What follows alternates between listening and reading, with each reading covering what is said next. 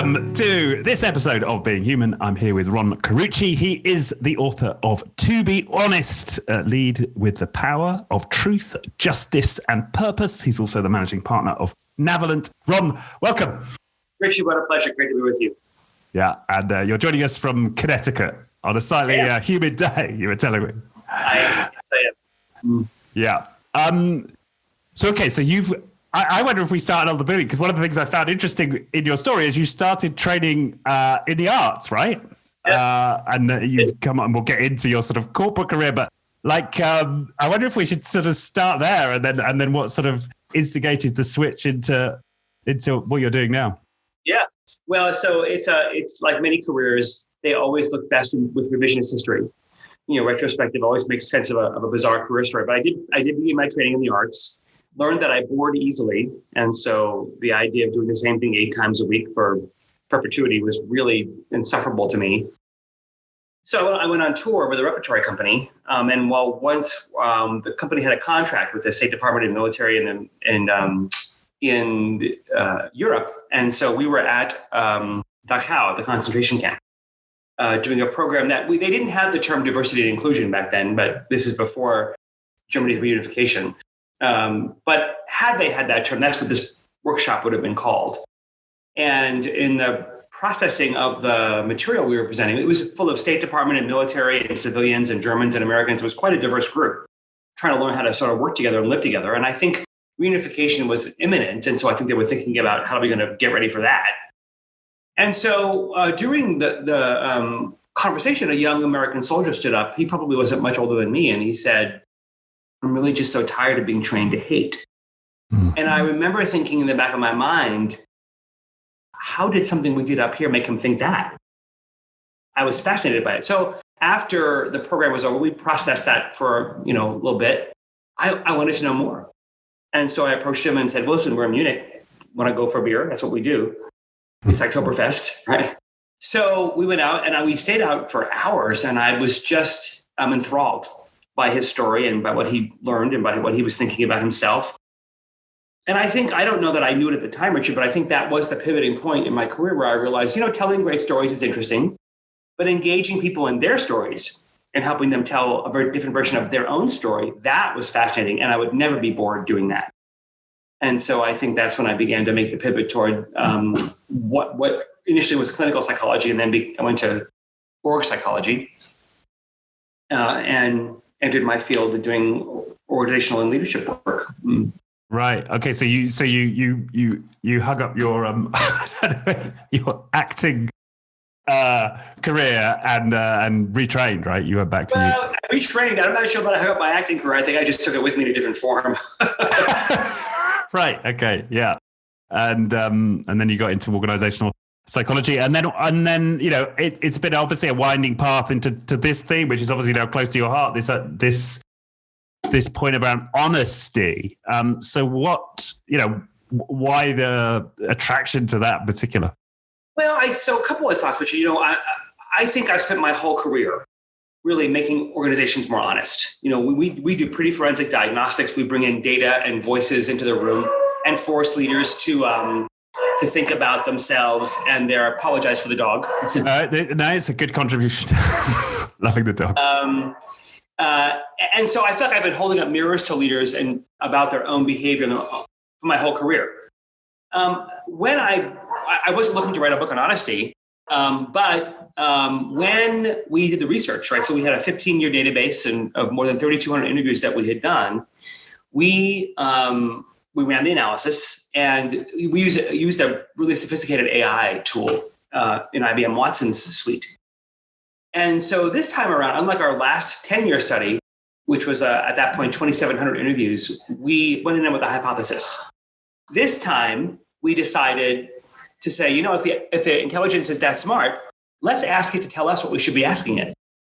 And so we fed it all the data, and it came back and with some very interesting drill sites around, you could go digging here because it looks like there might be something here.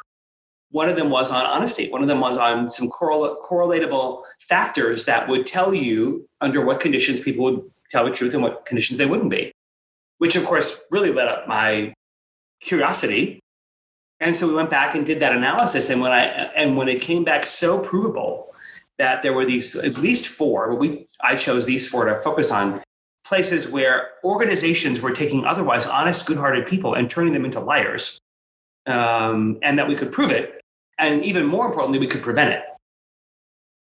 I was really excited, and so I thought, well, I wasn't looking to write a ninth book, but I thought I can dig deep and do another one for that cause, because at the time, the political landscape, on every landscape you looked, there was some leader disappointing us. There was some organization letting us down. There was some headline that turned our stomach.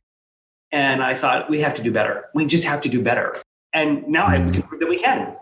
Right. So for me, I wanted to write the book of heroes. I wanted to write the book of the stories of leaders and organizations that we'd all love to emulate, that we'd all love to work for, that we'd all love to follow. I was tired, and I'm sure we are all tired of the Wells Fargo story and the Theranos story and the WorldCom story. And I think we need to we get it, it happens, but the explanations for them are so unsatisfying. It was a couple of bad apples, or it was the culture. These are just so unsatisfying and frankly unfounded explanations. I thought there's got to be more to a story than that. And if there were, could we help otherwise good-hearted organizations prevent those same catastrophes? So that's why I wrote it.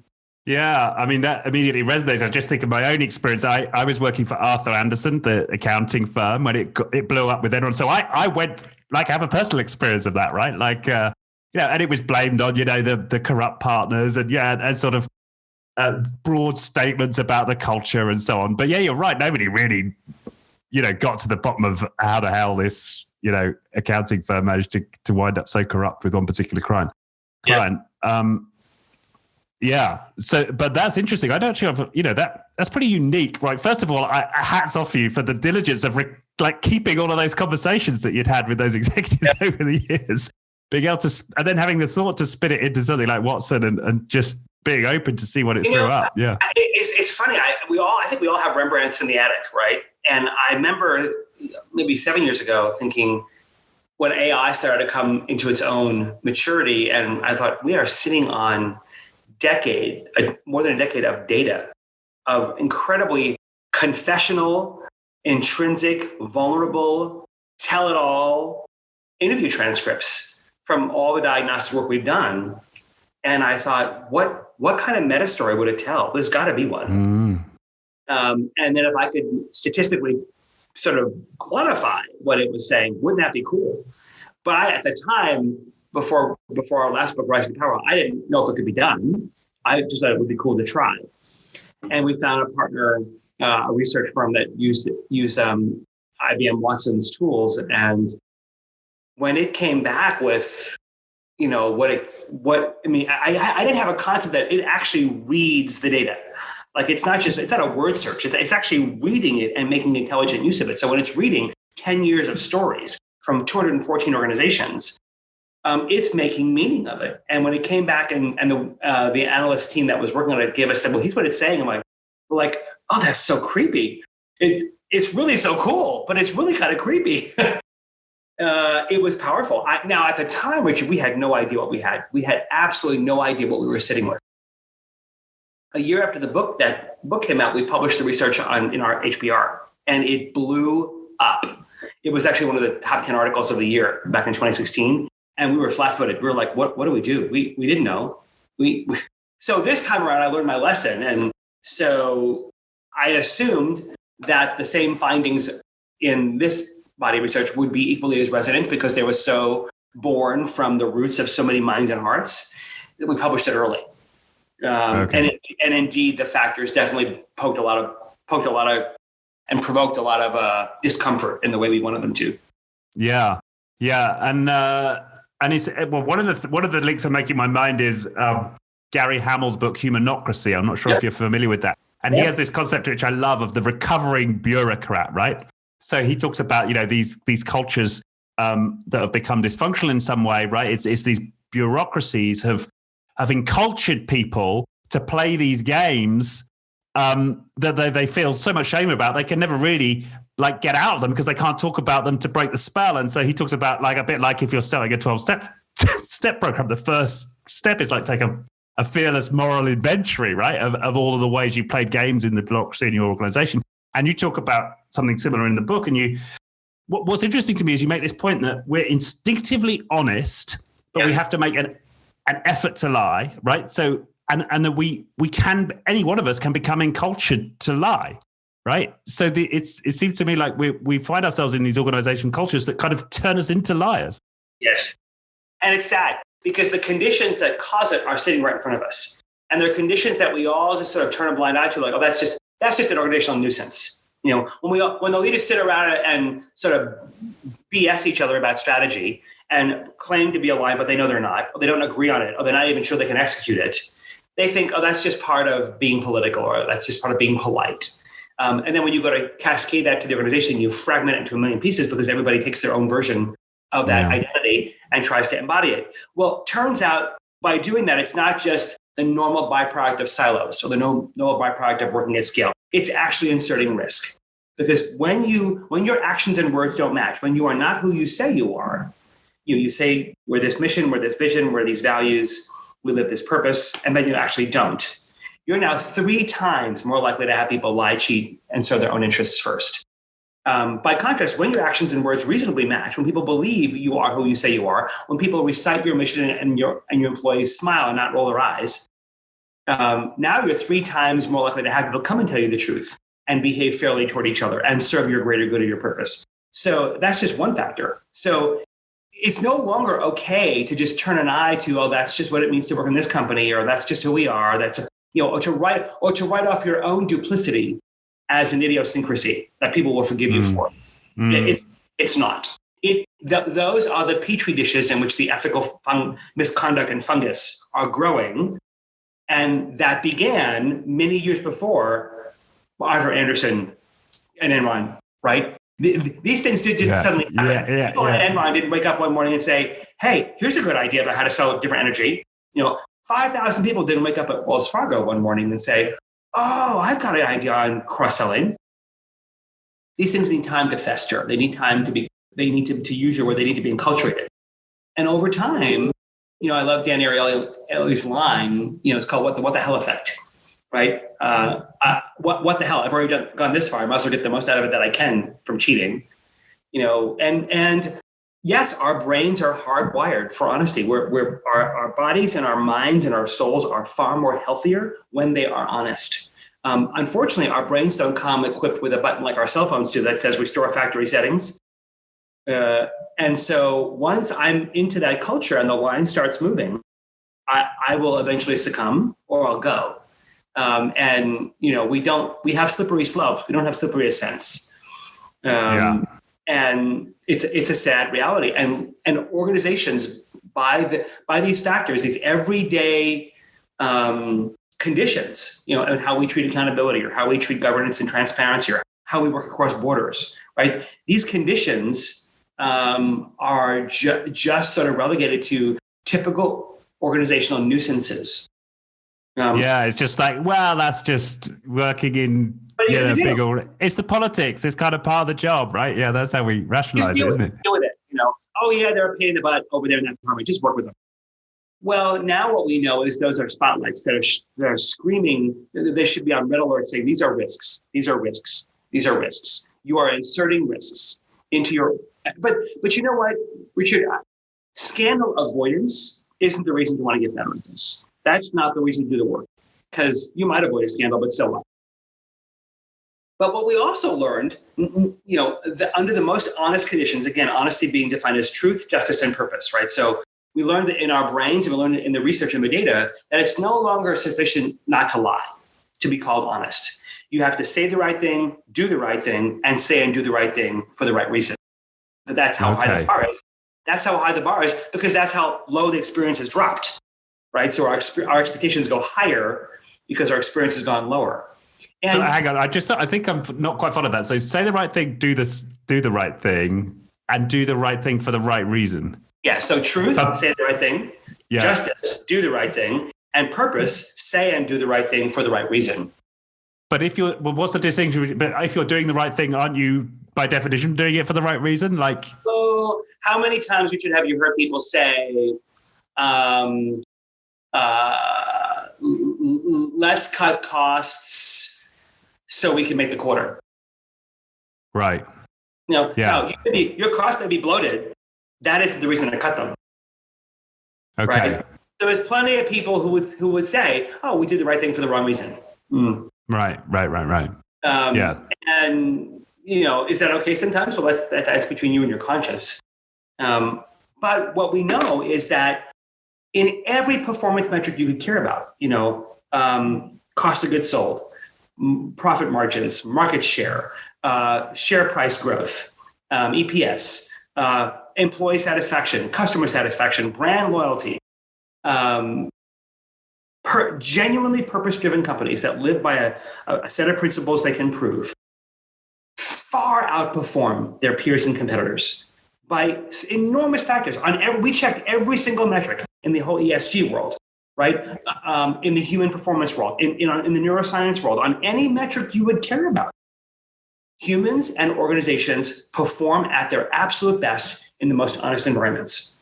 Well, that really stood out was like you've got this one stat that B Corps in the UK, these are the non-profit organizations, 28 times the growth rate of the national growth. That's extraordinary. 28 times, right? And there's some wonderful, because Contextus is over there in Britain. One of my great interviews with John Rosling in London.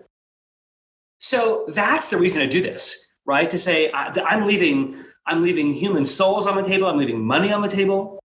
By not wanting to absolutely wring out every ounce of honesty in your organization. And these 4 factors now allow you to sort of go looking for what's lurking in the corners, go looking for what's lurking behind the corner that you may not see, that there are risks there that you've just turned a blind eye to, or you've just assumed were just idiosyncratic annoyances.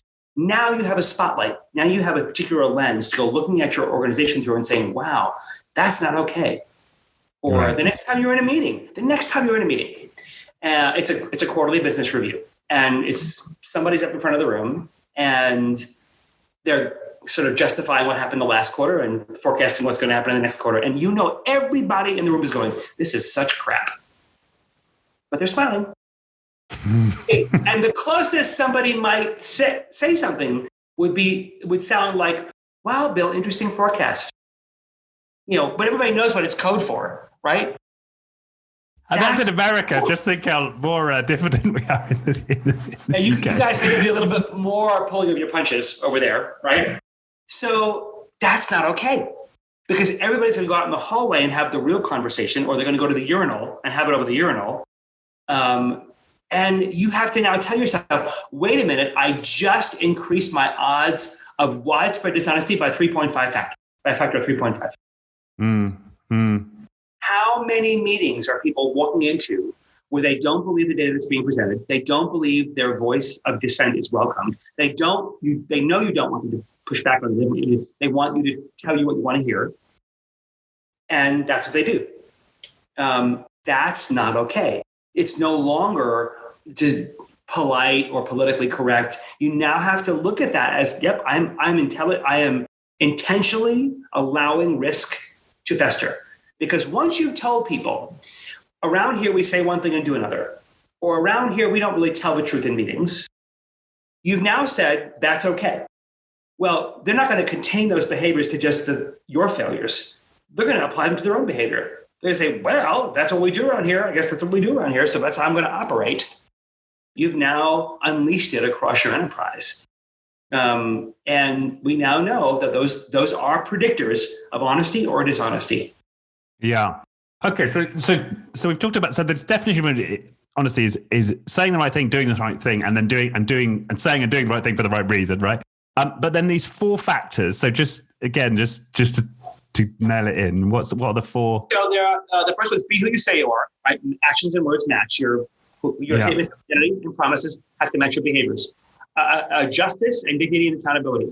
So the way we talk about contribution, the way we measure performance, has to be experienced by those as just and dignified. You never see people walking out of their into work and say, "Wow, today's my performance review. I'm so excited." It's become the most demeaning and dreaded and dehumanizing experience. The process that should be the most dignifying and honoring, right? Because in a world of work where my contribution is so much more fused to the contributor than ever before, my remit is no longer how many widgets did I make today. My remit is now my ideas, my analysis, my creativity, my thoughtfulness, my dissent, my out-of-the-box interpretation.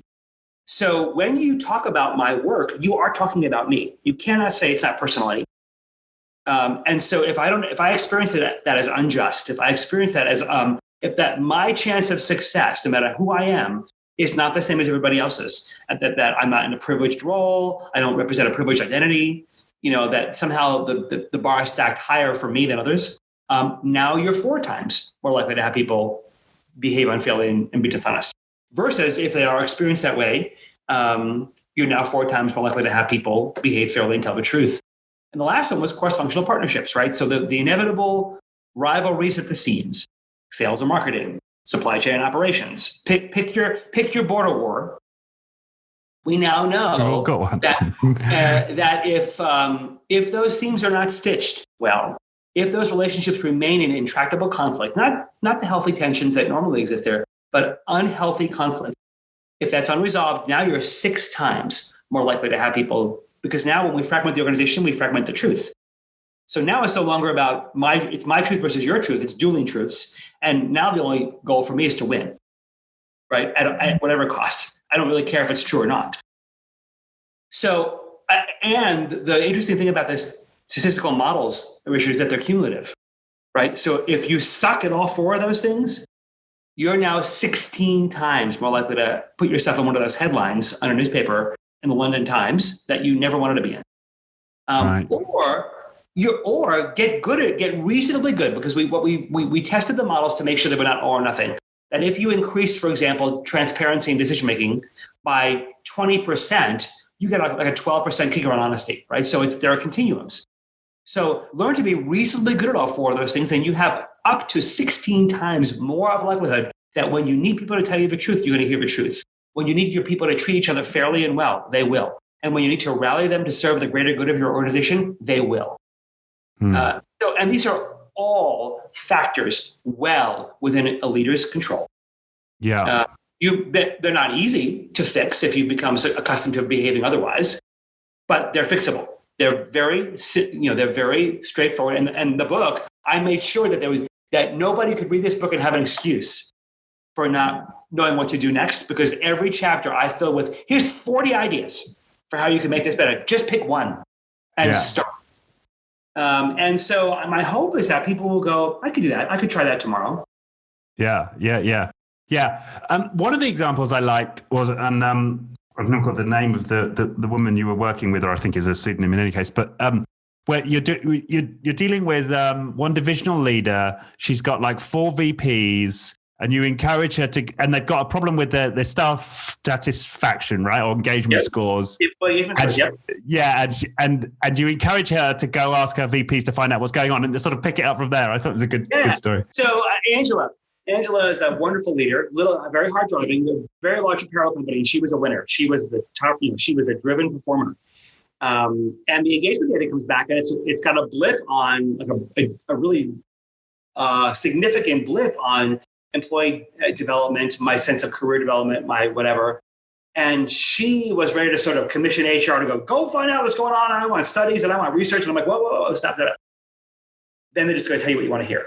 Why don't you ask your VP? She had 5 VPs to go out into their divisions with the data and make them make sense of it. Since it's really an indictment of it, as much an indictment of them as it is you, go find out, because she really did care. She really was a very caring leader. And so I said, and don't prescribe a methodology. Don't tell them how to do it.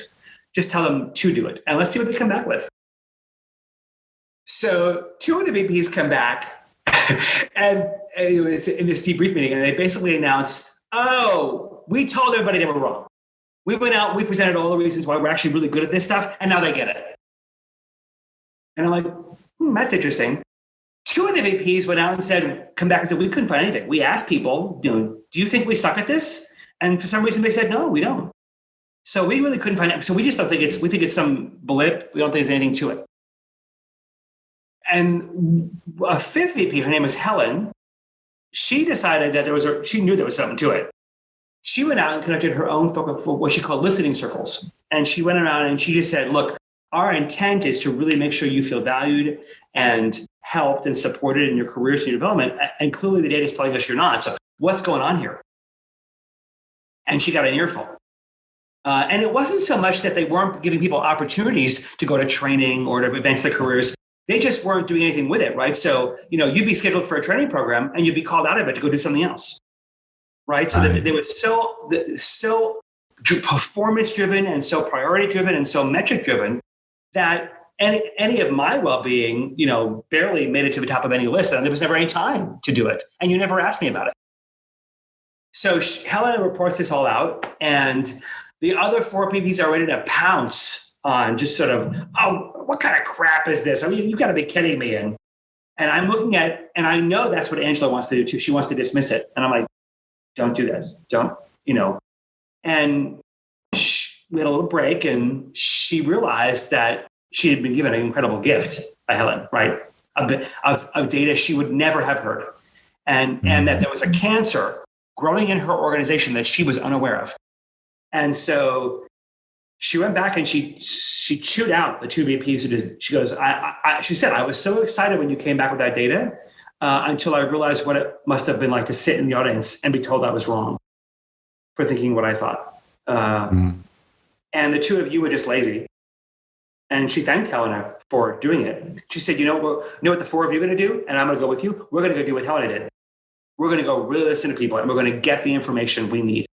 And it was life-changing for her. She went and exposed to the board, to the CEO who she reported to, what she'd done so she could learn. And it was a profound experience in her career. And there was some hard data. And she realized, you know what? You're doing what I trained you to do. She owned it. She said, I trained you to be focused on performance at such a cost that it came at the expense of other things that I care about. That's not going to stay this way. Now, the change came far more difficult than she expected because she had built that culture. And this was the largest division, the highest performing, most profitable, highest revenue division of a very large corporation. And, when you're on the hook for $7 billion, it's not easy to sort of say, I'm going to put that at risk for the sake of a culture that I don't value. And some of those VPs did make the trip, which, that was to be expected. But it was a beautiful story of a leader, taking responsibility for accountability, for humbly owning what she learned and treating her organization with dignity and making sure everybody had a chance to succeed, not just the people who brought in the revenue and the money. Yeah. Yeah. And I think what's key in that story is like that's like 100% ownership, right? She fully owned her role in it. And then she shared that with the staff. So funny. So I didn't tell her to go tell the boss. I mean, I was part of the coaching process to help her shape the journey, and she's very open and wanted to learn. And sometimes she would get defensive and bristle, but she was beautifully malleable. But when it came time to going and presenting to the CEO and the board, I didn't suggest she did that. And I don't know that I would have. But she wanted to do it. She wanted them to know because she knew it was happening other places. She knew that this incredible data set, and listen, how many companies collect piles of employee engagement data and do nothing with it? I just talked to a very large financial services company here in the United States. They collect it quarterly. Most companies I knew were on the every other year cycle because that's about what it takes. I'm like, 4 times a year? Is anybody accountable to do anything with data? No.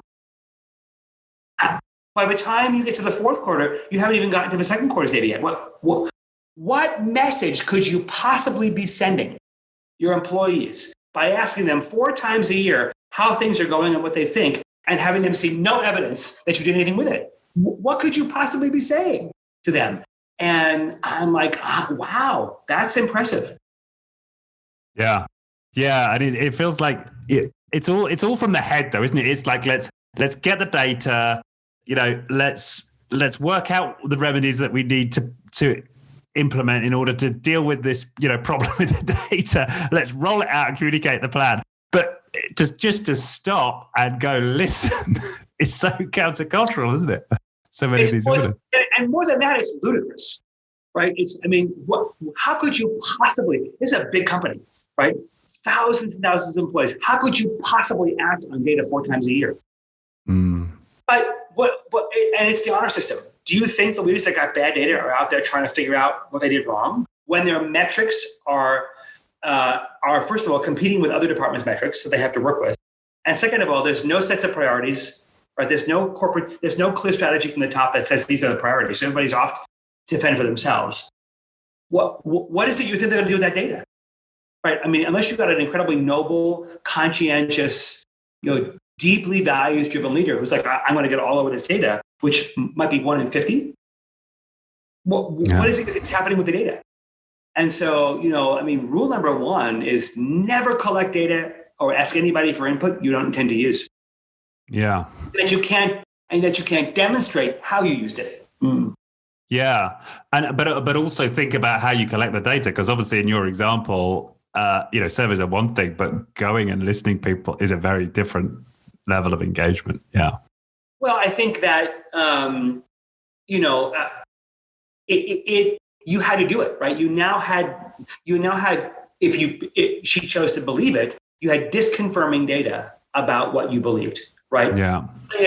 And when leaders ignore contradiction, yeah, the contradiction becomes intractable. It now becomes immovable paradox, right? Now you have fragmented the experiences of employees, right?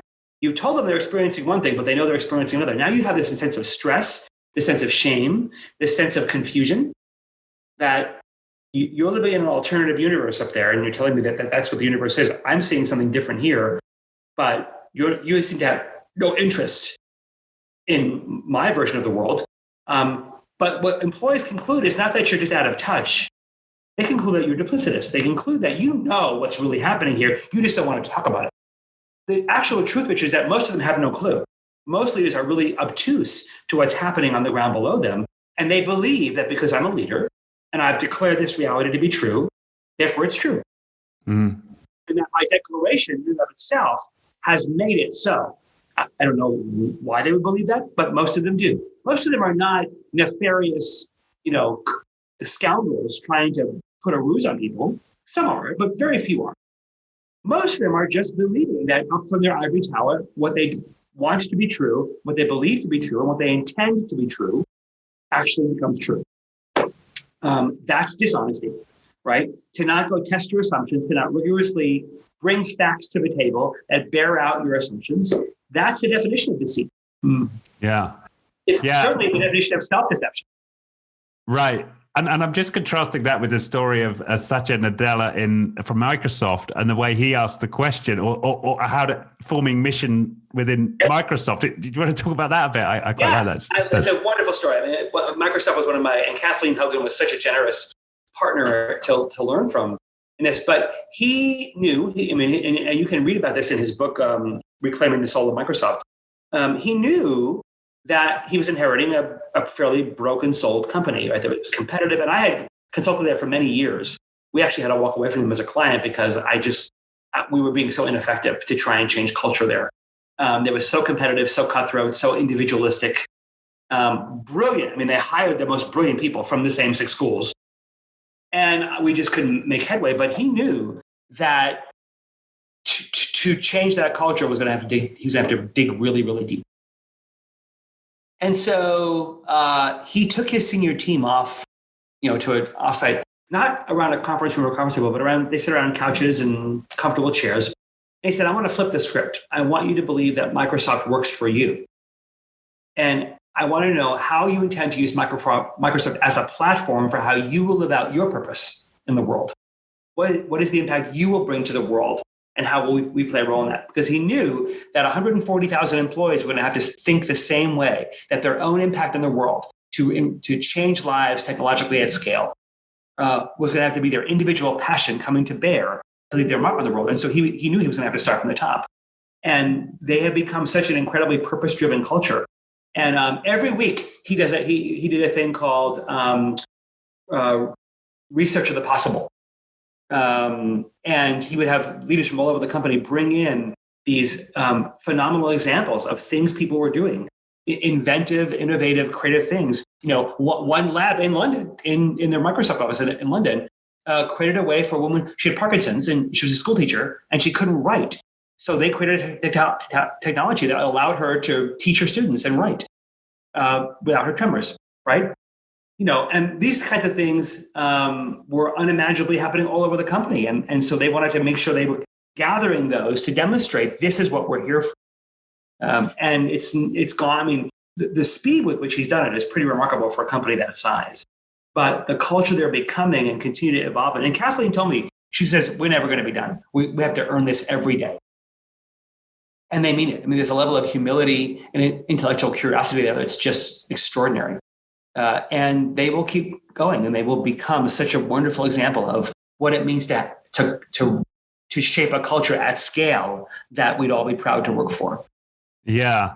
And that earning it every day, I think, is important, because to me, there's a contradiction in my mind here, because on the one hand, we're saying that instinctively we're honest. And yet it does feel like there's almost a sort of form of entropy in human systems, that we sort of descend towards these more dysfunctional, whatever the term is, bureaucratic organizations, unless we work at like keeping it honest every day. That's what I think that was the biggest, probably one of the most surprising and wonderful findings in our research. Honesty is not a character. It's not something you sprinkle over the organization and hope. Honesty is a muscle. It is a capability that you have to work at all the time. You don't go to the gym and bench press 90 kilos on your first trip, right? You have to work at that. And then if you don't bench press for 5 years, you're not going to bench press what you stopped at, right? We have to cultivate these muscles, these capabilities, this suite of competence every day. It is, think about the world-class tennis players, world-class singers. Singers sing their scales every day. Tennis players hit 100 serves, a day. They never stop.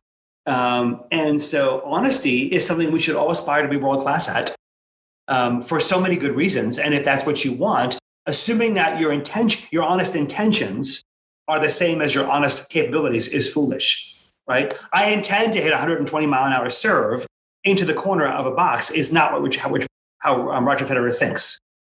Yeah. Right? He actually goes out and does it over and over and over again to make it true. Yeah. I intend for my organization to behave ethically is interesting. It's not necessarily factual. Yeah, and if you just say that, I think some of the research says that if you just go out and declare a purpose and then do nothing else, actually worse than not declaring a purpose. That's what your neighbors in London found out at Contextus, the London firm, was you actually make things worse. If you don't activate purpose and you just declare it, you confuse your employees and you piss them off. Yeah, and you see that, I think, with values as well. I mean, there's one stat in the book I'd like that, in a Gallup poll, 27% of staff believe their values. How painful is that? Yeah. It's painful. And especially because they probably spent hundreds of thousands of dollars to some marketing branding firm to develop them. Microsoft went out and listened to tens of thousands of employees for 10 months before shaping their 3 values. But that they unearthed those values Hubert Joly at Best Buy unearthed their values by listening to when are we at our, every employee in the store has got to ask, when are we at our best as Best Buy? Yeah. Tell us about that turnaround. That was another good story. No, you reminded me of it. Yeah. Yeah, I mean, Hubert's a wonderful man. He was a great interview, and he's become a good friend. He by every account, he should have failed. Everybody told him this is the company's in the brink of bankruptcy. All of the analysts were saying, cut costs, close doors. He did the opposite. He cut metrics, he cut bureaucracy, he cut the crap. He would hear from people in the stores, I have 50 KPIs. He was like, what? That's crazy. But he listened to his people in the store and he said, just be human. The first thing I want you to be is be human. Don't treat people like, you want to get in their wallets and sell them a TV. Treat them like they're your grandmother who has a problem. Be human, serve a purpose. And again, it was, how will you serve your purpose through our purpose, which they eventually defined as enriching lives through technology. And so they're teen tech centers in underprivileged and underserved communities where teenagers have access to incredible technology to learn. They're doing all kinds of things in their communities now. And, for the most part, when you walk into a Best Buy, you're treated well. The Geek Squad, as they call them, is there to help you. You can actually get questions answered. Most people walk into technology stores intimidated, right? That where it's uncomfortable. We don't even know what questions to ask, and they've made it accessible. They made it so that we'll help you. You'll leave with a solution. Yeah. And it was a beautiful, beautiful story. Of course, the share price went from like 10 to just over 100 by the time he left. And in his new book, The Heart of Business, he talks about we need to treat profit as an outcome, not a goal. Yeah, well, that seems to be a running theme through all of these. I don't know what we might call them, progressive organizations or human organizations. Yep. Yeah. So this idea of honesty as a muscle, that intrigued me, right? I'd always just because, I reckon I'm pretty honest. And then there's a stat in the book, like people on average lie twice a day. And I was like, I don't know, do I lie once a day, twice a day? I never sort of sat down and like journaled how many times did I lie today. But I'm sure if I really looked, there would have been like, I'm sure it's true that I sometimes tell white lies. I just wondered, like, maybe for you personally with your clients, like, or maybe you personally first, like, are there any like practices you've taken on to build your honesty muscle? So I listen, we are all dishonest in some way, especially if you define honesty as truth, justice, and purpose, right? So there's somebody I mistreat. There's somebody I disrespect. There's somebody I have a bias against. There's times I withhold information or I embellish information. The question isn't if you are dishonest, it's why you're dishonest, right? And so what I encourage people to do, and I've done this myself, is I look back, just go back over the last week and think about the times you belied your values. You distorted information, you withheld the truth, you fibbed, you mistreated somebody, a clerk at a store. You were disrespectful, you were unkind, you were short-tempered, you behaved outside your values, or when you were selfish, when you put your own interests before somebody else's in a really self-serving way. And you try to make it look humble. Just go back and examine the last 15 or 20 times you did that. You did something of the sort. You will unquestionably see a pattern because our dishonesty is not random. Each of us chooses behaviors that we protect from, right? Most of us, our behaviors are born of self-protection, not self-interest. We're trying to hide. We're trying to, cover a festering wound. But there's a reason certain people, certain conditions, certain environments bring that out from us. The question is, what's the narrative you learned that told you it was okay? What's the narrative that told you treating that person would make you feel better about yourself? Or saying that in that meeting would make you feel safer than not saying it? Trying to shape that perception of yourself in the eye of those people would make you feel more significant. Which, of course, none of it's actually true because it doesn't work, right? So that's why we keep doing it. But there's some learned narrative with it somewhere in our story that taught us that by doing that, you'll meet this need. What we have not yet been honest with ourselves about is that it's not working. That need is not actually being met, and that's why I keep repeating the behavior to keep trying to meet it, rather than being honest about what the origin of that story is and changing that narrative. So my challenge to all leaders is don't just try and sort of morally police your words. That's useless and it won't work. It's like saying to a chocoholic, don't go in the good Diva store. Or if you go in the good Diva store, don't buy anything. So do the forensic work. Do the work to think about, okay, or just keep track throughout the day of when you're prompted to behave in a way outside what you value, whether it's about truth or justice or purpose, and just keep track of them, keep track of the stories and the scenarios, write the scenes out if you can in a couple of sentences. I was in this meeting with these people and I was in this store. I was with my family at dinner. I was with this friend, whatever. You'll find it very much in the secrets you keep, right? The sort of the things you hide from people. That's a really good clue about where you're trying to sort of, and of course we all think our secrets are harmless crimes because nobody knows about them. Well, they're not harmless because they're harming yourself. Yeah.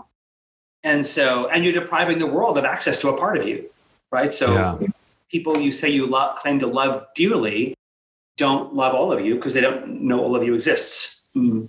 Yeah. And I'm just, if you're prepared to, I'm just interested, are there any kind of breakthroughs you've had through that process, like narratives that you found yourself kind of unpacking? Sure. I think there was a time in my life where I felt like I had to purchase respect through help, right? That I had to, if you read the last chapter in the book, generosity was one of the ones that I had to learn hard from, right? So I thought that, being generous, born of the way I was raised, was a great way to earn people's love. And I had to unlearn that and sort of, I didn't want to lose the value of being generous. That's really important to me, but I had to reframe when and how I applied it. Yeah. There's a story of you taking $10, right, to give to your friend from your dad's wallet. Yep. And then it came back to bite me, with my grandmother's plant sticks. I actually had somebody, it was so funny. I was at an event and this woman came up to me and she handed me 20 plant sticks. And I didn't know what they were. I'm like, she goes, they're plant sticks. And I laughed so hard that she would, of all the things to remember in the book, she remembered the plastic plant sticks and she brought me a set of them. Right. Yeah. Well, tell us a story to fill people in. Oh my gosh. As a kid, my mother worked in a bank. Back in the days when opening up a bank account got you a gift. So the more money you deposited, you got a toaster or a blender or an oven or luggage or whatever. And mysteriously, my basement started to look like a warehouse for all the things the bank was getting. And so were the basements of all my mother's friends. And she assured me that as a manager in the bank, they were allowed to, sort of sample the gifts. All right. What was weird is we never used it for ourselves, right? We didn't use the stuff ourselves. Maybe on one occasion, took a blender. For the most part, though, when your birthday or your wedding or your bridal shower, or your baby shower, or your razor broke and you were over there, when that happened, my mother, you didn't just get what you needed, you got more.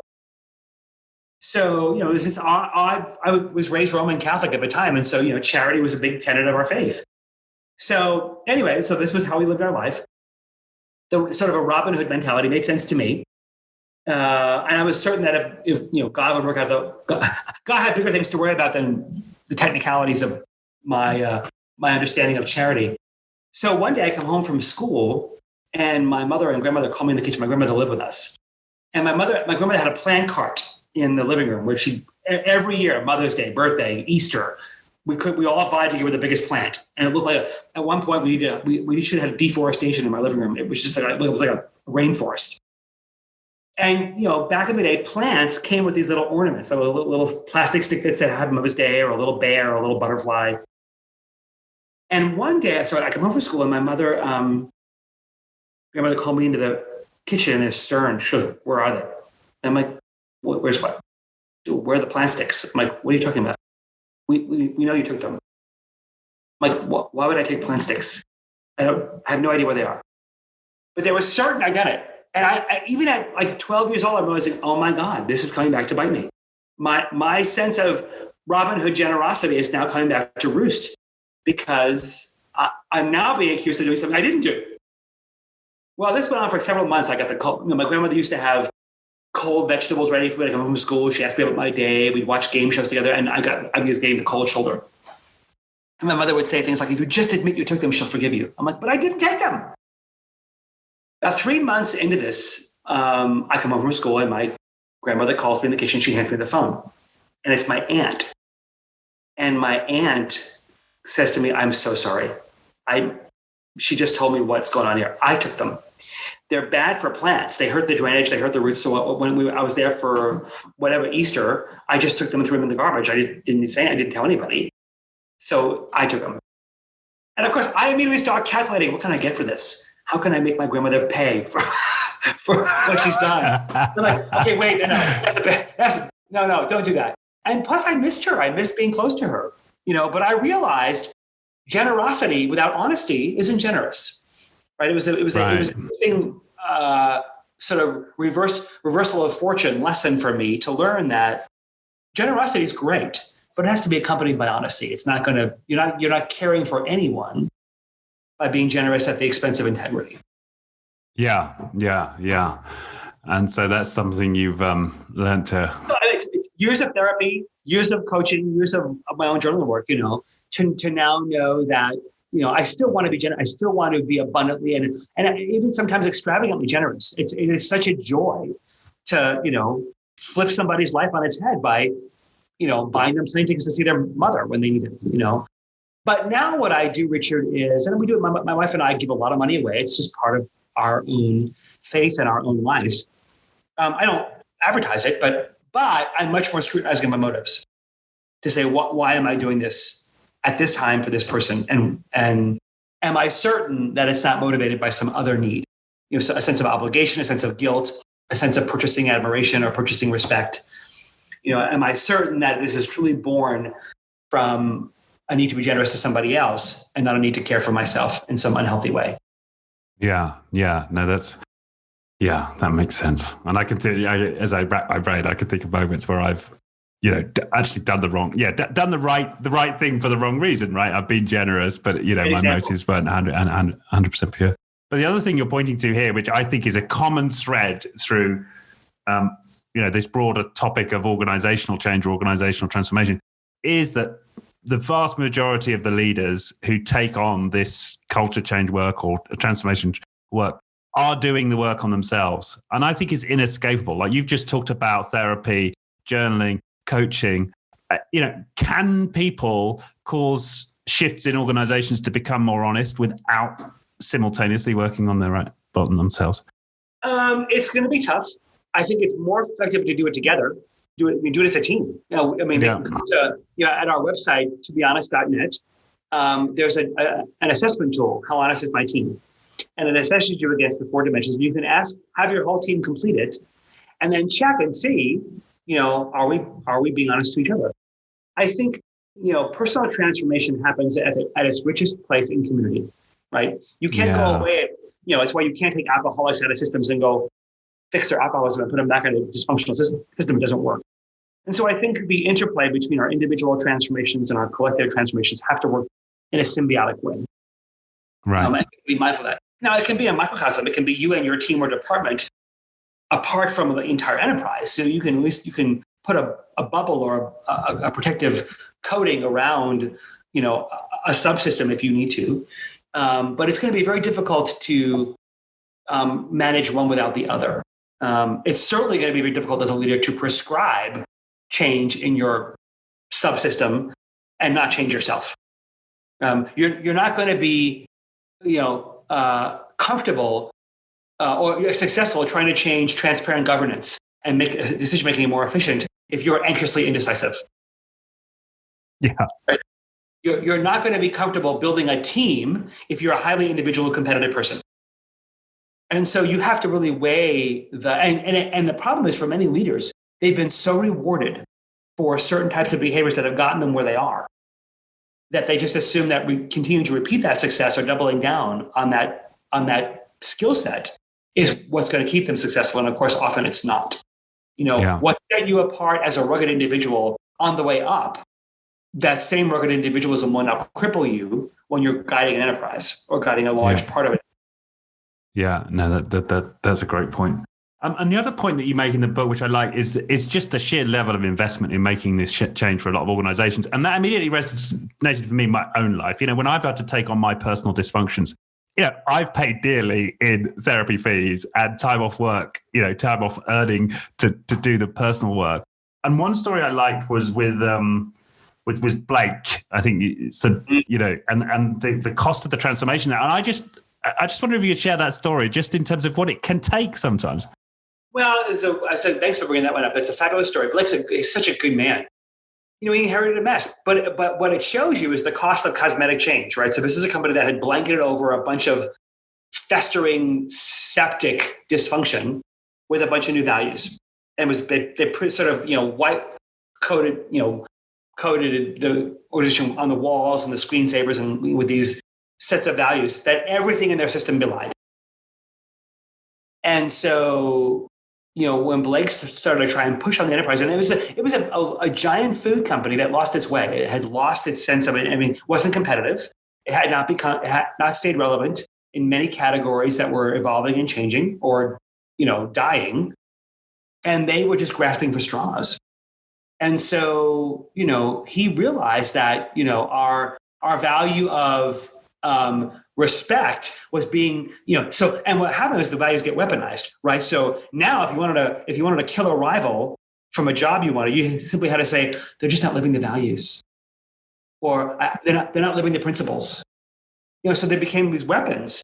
So you'd have people just retargeting these values of teamwork with incredibly rivalrous behaviors, values of respect being undermined by lying about your peers. Or if you're in marketing and you're running a campaign with the same agency as a colleague, but you wanted your priority first, you would just call the agency and say, mine takes priority over theirs, and not tell them, rather than going and saying, hey, can I have some flexibility here? And so he realized he was going to have to gut the place. It took 4 years, it was hundreds of millions of dollars. Yeah, $340 million. But I like the fact you include that in the book because, this is hard work, right? And it can be expensive. Well, and it didn't need to be, right? It had the previous regime done the work rather than just painting on the values or brushing them on like they were, another layer of wallpaper over 20 layers of old wallpaper. It would have worked. They could have done it. But so much time had elapsed, so much time under these fictitious values had gone by. One of his quips to me at the end of the whole process, he said, whoever said talk was cheap never had to lead a company that overvalued it. Right. Because all the talk of these values at the expense of any material evidence of them came at a huge cost. A lot of careers. Now the company turned around; it was then thriving, and he set it on its way on a wonderfully sustainable path. But it did come at a large cost, not just financially, but emotionally and physically for the organization. And because it was all deferred maintenance, right? If you have cultural debt, as sometimes I hear people talk about. Yeah, cultural debt. It was technical debt. And at some point, the invoice comes, and the invoice comes with compounded interest. Yeah. You wouldn't, you can tell yourself that your 20-year roof that's now 40 years old and hasn't been replaced is just fine, except at some point when it starts to rot, or it's been rotting the whole time and you don't see it. Now you have to replace half the house, right? Instead of just a layer of shingles. And it's the same with our organizations. It's the same with our cultures. You cannot not weed a garden and then wonder why the vegetables aren't growing. Yeah. Yeah. And I see it a lot in my work is that people will feel like substantial investments, right? Maybe that, they're swapping out the leadership team. Maybe they do some reorgs and they can seem like quite a lot of work to the senior executives who take on most of the burden of doing it. But it's still a fraction of what actually needs to be done that Absolutely. Needs to go root and branch all the way through the organization, listening at every level, change at every level. A lot of, often, not always, but a lot of personal work on behalf of the leaders, not away from the spreadsheets and the org design charts, right? And it's a significant, as you say, emotional as well as financial investment. And I'm not sure that, people are cognizant necessarily as they need to be of the level of investment required to make some of these changes. Because they want it easy, right? They want it quick and easy. At our website, if people want to visit at navon.com, we have an ebook on leading transformation. And in it, we decode our playbook. And our code language is within, between, among. You have to do deep change within, deep change between leaders and their functions, and deep change systemically. Oh, I like that, yeah. All three simultaneously for transformation to stick. Most people will do one or two of them. They'll do the training program for within. They'll do team building for between. They'll do a reorg or a new cultural values or a new strategy for among. The problem is if you don't do all three, one of them will come back to bite you. And so the ebook is broken up. It's an hour read for the ebook, but it breaks it down what each looks like, and then how do you do all three at the same time, which can seem daunting. But the reality is, when you go into an organization, you just keep nipping and tucking it, right? A reorg here, a new technology there, a new email system here, a new training program here. You look like that person who's had way too much cosmetic surgery when you're done, right? And it looks like that. Yeah. And then you wonder why nothing sticks, right? Because you didn't do it systemically. You just did it as a bunch of serial buckshots. And now you're left with this unrecognizable blob that can't function. Mm. Yeah. And I think that's so important. And that makes sense within, between, among, and starting with within. Well, that's the right order. certainly you have to know that if you walk into a transformational change, assuming you're going to come away unscathed, you're going to hurt people. Yeah. And no one's going to go with you. Yeah. Yeah. Because you got to have that vulnerability. And that comes through again and again, right? In all of the stories, like the leader instigating this, allows themselves to be vulnerable. And that's part of the honesty now. Well, I think today if people think you're putting on a ruse, if people think you have a veneer that's hiding part of you, they'll distrust you even more.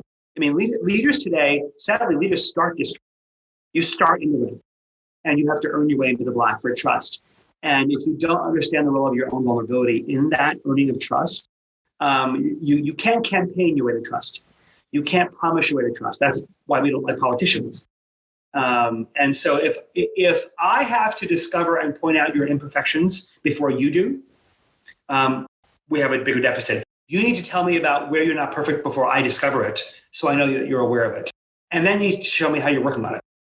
Because confession is not change. Telling people sometimes I'm a little impatient, or sometimes I'm a little bit impulsive in my decisions. That's interesting. It's cute. But if you keep saying it as a way to replace change, at some point I'm just going to roll my eyes and go, yeah, I've heard this before. That's so true. And how often? So confession is not vulnerability. That's interesting. Yeah, confession is not vulnerability. It can be the start. It ought to be the start of it, but it can't be the finish of it. Mm. Yeah. Just like writing down the values is not culture change. It ought to be the beginning of a culture change, but even better, writing down the values ought to be the conclusion of a culture change. Right. You've done all the work to embody them, and you've earned your right to write them down. Yeah. No, that makes a lot of sense. Yeah. Wow. We felt like we've touched on some of the great stories in the book and been through a lot of the factors that you mentioned. Is there anything we've kind of not touched on that you think is pertinent to this story? Oh my gosh, Richard, we've had this is such a great conversation. I think I feel like I've read the whole book to you. So I'm grateful for all the wonderful prep you did. Thank you so much for being so thorough in your reading of the book. I appreciate it. Yeah, no, that's good to hear. I mean, it's certainly given me, a lot to think about. And I think the one takeaway for me, and people will have different, obviously, if they read the book, but this concept of honesty as a muscle, right? It's, this is something you can work on as an individual. You can bring this to your teams, your organizations. It's something you can get better at. Yeah. And if people want, I've got a treasure trove of resources at tobehonest.net. People want to come, there's videos. We did a whole TV series where people want to meet all the heroes that you mentioned. Oh. I've interviewed them all. So we did a whole TV series called Moments of Truth, and I've recorded all the videos. And so you can meet Hubert Joly, and you can meet, Vincent Stanley and Rob Bilott. And so there's 15 episodes there. So you get to see the first-hand voices in the book live in my conversations with them.